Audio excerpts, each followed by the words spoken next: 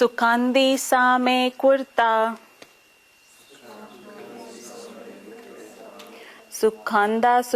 Sukhandi same kurta.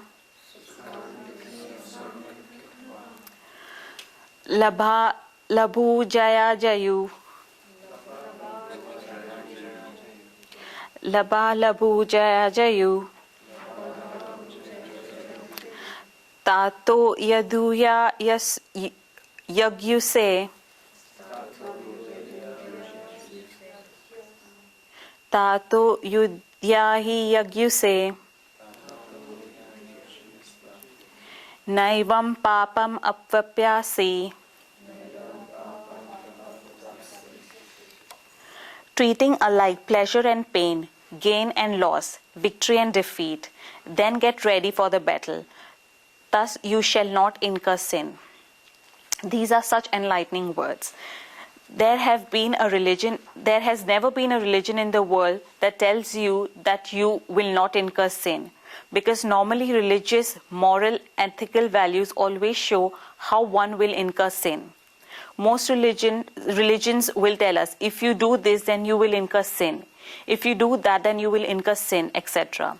It is clearly said here that Arjun will not incur sin and should fight. The Christian missionaries in particular who have attacked Gita are told to read this verse and they get stuck. Because Christianity has formed on the basis of sin. At the root of Christianity, the concept of sin is very strong and powerful. Adam and Eve went to a garden of Eden and ate a forbidden apple. After that, the world started and it was all sin, sin and sin. Such a root human thing without the human could not grow or last. The population would not have advanced was called sin. Therefore, they place sin in the roots of human nature.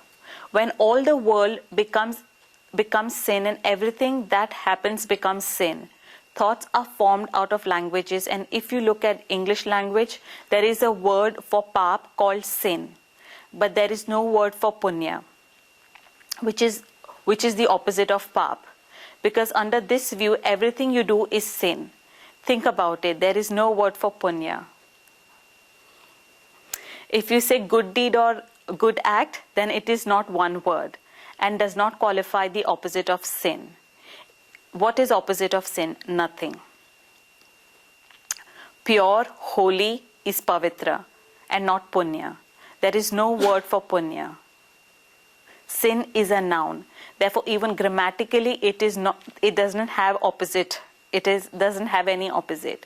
There is no such thought. Therefore, under their view, whatever happens is sin. Please do not even mistakenly think that it is critics of Christianity. Bible studies in Bible, it shows that there is comparison between the scriptures as well. They say you will not incur sin because everything you are saying is sin. We are all sinners and Jesus Christ has come to get rid of our sin. This is what it says, and you will see it as well in the Bible. The people that talk about Gita says that Sri Krishna has given Arjuna a free hand. They say, what is this? This verse should not be in Gita. Sri Krishna is making Arjuna free to do what he wants, and whatever he does, he will not incur sin. If he says that he will not incur sin, then how will he stay on good path? These people do not read the first line of this verse. Sri Krishna says, first treat alike pleasure and pain, gain and loss, victory and defeat. Only then get ready for the battle. Therefore, before Arjuna goes into the battle, Sri Krishna is creating a transformation in him. It is a requisition of what? Firstly, Arjuna must treat alike pleasures and pain, gain and loss, victory and defeat. Only then he can go into the battle and he will not incur sin. Then who incurs sin? This is a person who does not treat pleasure and pain as the same. Why does a robber go into and commit robbery? Because he knows that if he goes to commit a robbery, then he will get something of pleasure and someone else will suffer pain. He knows that it will give him pleasure and it will give someone pain. What if the robber sees both pleasure and pain is the same? Then he will never be able to steal anything. He will think, if I get it, then what? And if I don't get it, then what? They are just the same. He will never then be able to commit robbery. In this context, someone commits a sin on the battlefield, then why does it happen? Because they are going into the battle with the attitude of victory or defeat. But what if they are the same? Then one cannot do wrong. Think about this carefully. If you know in your mind that pleasure and pain are the same, gain and loss are the same, victory and defeat are the same, then whatever you do will not incur sin. Such a person cannot commit a sin because their whole mental situation has changed. He is not doing anything for himself or for his self-interest. Whatever he will do is satkarma or a good deed. In order to treat pleasure and pain as the same, we have to first understand what pleasure and pain mean. What are the causes of pleasure and pain? If we get rid of the causes, then we can see pleasure and pain as the same. Let us understand the pain first. Dukhajam partham mande, swarajam tandam tarmam. The first reason for pain is self-absorption. Man creates pain himself. Great thinkers have said that there are three kinds of self-absorption. The first is the sinner. Man creates pain for himself. He has an image of himself that I am like this. And this image keeps telling him about his limitations. Such a person can never be happy. He will always be sad. Let us say that someone makes a decision that he wants to become a millionaire. He will then start thinking, I have not made thousands yet. How can this person ever be happy? Every person has an image of himself, but this image is also blown up that the way they feel far inferior in comparison. This difference between reality and image makes himself unhappy. There is a difference between this image and reality. It is good to have a slightly larger image in order that you can have direction, that people have a blown up image. They only have thousands and they want to become millionaire overnight and therefore become unhappy. Therefore, Gita has shown us progressive idealism. You can keep moving forward slowly. The second type of self-absorption is narcissism. Narcissism means praising yourself and wishing that others praise you. This person gets sad. How far can people praise you and bow down to you? This does not happen all the time, and therefore people get unhappy. As soon as someone criticizes them, then they will not be able to bear it. They will get sad.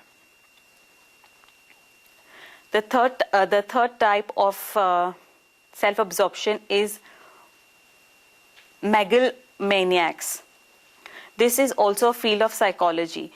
These are the people that prefer it if people fear them and if people love them. They do not care if people love them as long as they fear them. In olden times, the image of father in the house was of this.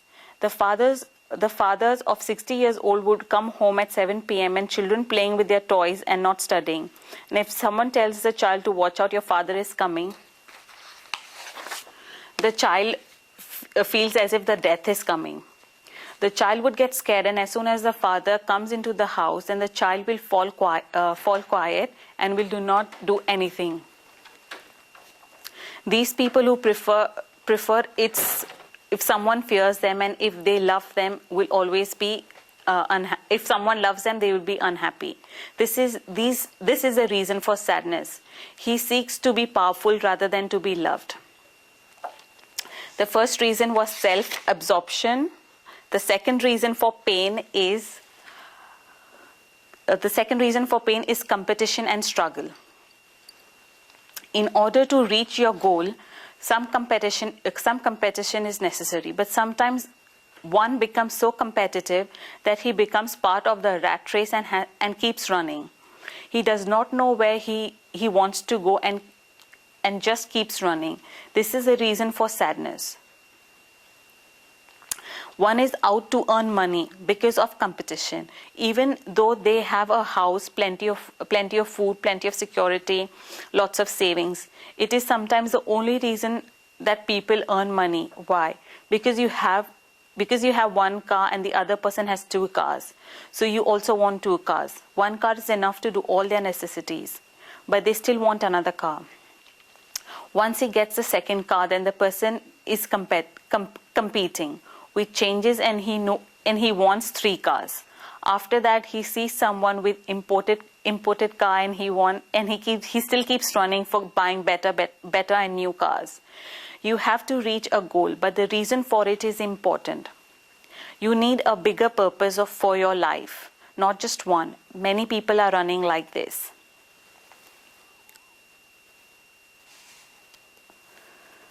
The third reason for pain is excitement and boredom. Where there is excitement, then boredom definitely comes with it. As a simple example, when there is a really good film in the cinema, everyone stands outside the cinema hall before the film starts. People have tried really hard to get the tickets, and you can see the excitement on their faces. Come back, do the jobs you have, and then come back and stand outside the cinema hall at 6 p.m. when the film finishes. You will see such down and tired faces as if someone had locked them inside the cinema. Why? They are so happy and excited to see the film. They went inside to get themselves entertained. Then they should be happy when they came out, yet they came out tired. The excitement and boredom is also that is excitement, and with excitement there is boredom, and these are also cause of unhappiness. The fourth reason is envy. Envy is the fourth reason for sadness. Remember that everyone has their own circles of envy. They do not envy everyone because they have their own circumference for this. Their envy is based on the people they know. Imagine that there are two women sitting beside two beggars sitting beside each other, and they are watching somebody entering a temple with a nice outfit, posh outfit, and when the person gives them one beggar a 10 pounds note and the other beggar 5 pounds note, the envy will be between the first beggar and the second beggar, and not with the nice outfit that the person was wearing. So the circle of envy is between the beggars. But similarly, the person who is wearing a nice outfit will have a different circle of envy. That person will have an envy with the other person wearing a nice perfume or wearing a solitaire or a nice diamond ring. So the circle of envy would vary. Therefore, every person lives in their own circle of envy. We need to get out of this circle of envy. Slowly, we must keep thinking every time, why am I envious? The bigger your circle of envy, the more unhappy you will be. Smaller your circle of envy, the less unhappy you will be. It is the rule in the world that the closer someone is to you, then the more you will envy them. Guruji says that in this world, it is very easy to be sad when looking at someone else's pain. You can easily get sad on seeing strangers' pain. If you're walking down the street and you see a homeless person, then you will get sad. It is very hard to be happy at someone else's happiness. In fact, the closer the person is to you, then the more difficult it is. The circle of envy is the cause of pain. The sense of sin and the belief that you have done something wrong is the fifth reason for the pain. And never let us come out of our unhappiness. The sense of sin and the belief that you have done something wrong is the fifth reason of pain. We call this guilt complex. Everyone has such complexes in their mind. I have made this mistake, or I have done this wrong thing. A person keeps holding back with such limits. The sixth reason of unhappiness is fear. Fear of public opinion. What will others say? The majority of people live by thinking that all the time. What will other people say? Our whole lifestyle is dependent on other people. What will the other people think if I do this? This is a reason of pain. And one more reason of pain is love. Don't be surprised when I say love is also the reason of pain. The great philosopher has also said that one who loves suffers. This is because you cannot love without suffering. If you love any person, then their good qualities are fine. But you will also have to live with their bad qualities. If you cannot bear the bad qualities of someone you love, then you will get pain. Why do you get pain? Because you love them. If someone else had those bad qualities, then you will not mind. Love is cause of pain. Then what are the reasons of pleasure? The first and foremost reason, the most important reason for pleasure is zest. People have this wish that they just want to be happy. Only when will a person be happy, otherwise they will not be happy. Pascal said, you cannot make a person happy unless he wants to be happy. And he must know that he can be happy, only then he can be happy. He must have pushing nature that is called zest. For example, when you have different people sitting at the table, then they will behave differently according to their natures. Some people come to dinner table bored. Some call themselves to dinner for a long time, but they are sitting in another room reading their newspaper. And after an hour, after they are told that their food will go stale, some will wash their plates and they will get bored at the look at their faces. They will eat at the level of boredom. This is one attitude. The second type of person eats for a reason, because he has for looking after his body. The doctor has told him to eat certain foods, so he's eating these foods in correct portion. The third type of person is really excited at the beginning of eating the food and feels that the food is really nice at the beginning. However, by the time he gets to the fifth course, he is bored. He gets up to his table and with the bored look on his face. This is also an attitude. The fourth type of person eats like he has been hungry for weeks. He eats 3 times a day, and each of those times he eats as if he has not seen food before. He fills himself up all the time and gets sick after he has eaten. The fifth type of person is such that he starts eating when he is hungry, eats until he enjoys, fills his stomach and calmly gets up and eats his food. Just like in dining table, in life there are 5 types of behavior. First type of people do not know how to live. They live with boredom. They hold on to boredom and never let it go. Their whole lives go like that. The second type of people live their life as if it is a duty. They live with discipline. They have got married. They have to look after their wife. They have to look after their children. They have to educate their children, etc. Their whole life goes like 9 to 5, from age 16 to 96. Everything for them is duty and become like a machine. The third type of person is very excited about life in the beginning, but gets bored as they get held back and frustrated in life. They get fed up with their own lives because there is so much monotony in there. The fourth type of person has that excited look on their face all the time. They behave as if tomorrow is never going to come and today is the only day left. They have to live.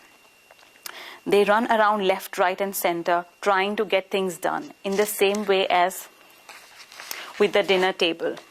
This person gets sad after running around all the time. The fifth person lives his life by making it very interesting. This is zest, and this makes a person happy. The second reason for pleasure is the feeling and affection of being loved. The thought that someone loves you is a reason for pleasure. The third is family, the reason for pleasure. Family is very necessary. How would one feel if he came home after a hard day's work and there is nobody at home? It would feel so empty. He would ask, why is he doing all this? The fourth is work, and the fifth is personal interest. One should have a hobby in life, and this would let a person be unwind. If you're doing something for work, then you must also have some hobby that has nothing to do with your work. This will make mind fresh. In my opinion, a hobby is something that even if you are alone, then you would enjoy it as well. If you enjoy reading, then just sit down with a book. If you spend hours reading it and time would just go like that, if you have not even known. The sixth is efforts and resignation. You have to work towards something, but learn to live at the right time. One gets to work and becomes so attached that they become a workaholic. They do not even know when to leave their work. Only when a person learns to leave, they become happy. A person that registers what the causes of pleasure and pain are, has them in life, and yet regards them as the same, does not anything wrong in life. Whatever they do will be punya. Sri Krishna tells Arjun that if he takes this to mind, then his mind will always be at peace. He will never have any regrets. Whatever he does will be punya. Whatever he does will be satkarma. I'm doing right. This verse gives so much courage. Remember this before performing any act in life. Is the act that I'm doing right or wrong? Do I regard pleasure and pain, victory, defeat, gain, loss as the same? Spiritually, in this verse, Sri Krishna has built the foundation for the next verse, and he will talk about getting rid of bondage and works and karma yoga, which we'll do next week. Thank you.